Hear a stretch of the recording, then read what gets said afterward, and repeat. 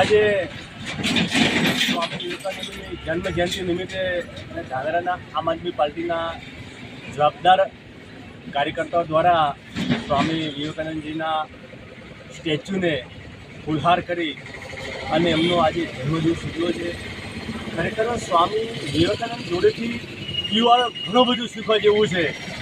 એમનો એક જે ખાલી નારો છે કે જ્યાં સુધી જાગો ઉઠે ને ધ્યેય પ્રાપ્તિ ન થાય ત્યાં સુધી મંડ્યા રહો.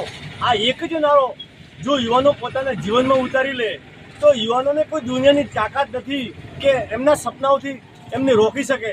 માટે આજના સ્વામી વિવેકાનંદના જન્મદિવસે હું યુવાઓને એક વિનંતી સાથે કહું છું કે તમારા મનની અંદર તમારો મન મક્કમ કરીને એક તમારો જે ધ્યેય છે તે પાક્કો કરી નાખો તો દુનિયાની તાકાત તમને તમારી સફળતાથી નહીં રોકી શકે.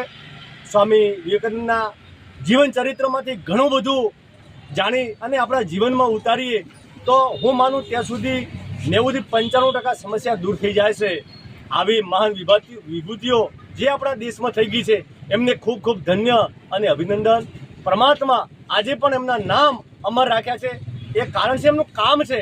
તો તમામને આજના સંદેશા રૂપે કહું છું, ખૂબ સારા કામ કરજો, આપનું પણ નામ અમર થાય.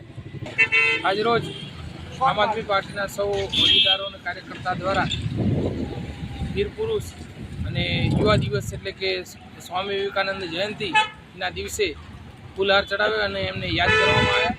અને એમનું સૂત્ર હતું કે ઉઠો જાગો અને ધ્યેય પ્રાપ્તિ સુધી મંડ્યા રહો. એટલે કે આપણે સૌએ આપણા જે કાર્ય હોય એમાં નિરંતર પ્રયાસ કરતા રહેવું જોઈએ અને 100% ચોક્કસથી પ્રયાસ કરીશું તો આપણને સફળતા મળે જ છે. એટલે આ યુવાઓને આપણે સૌને કાર્યને સિદ્ધ કરવા માટે સૌ મહેનત કરવી જોઈએ અને મહેનત થકી આપણું કાર્ય સિદ્ધ થાય છે. જય હિન્દ.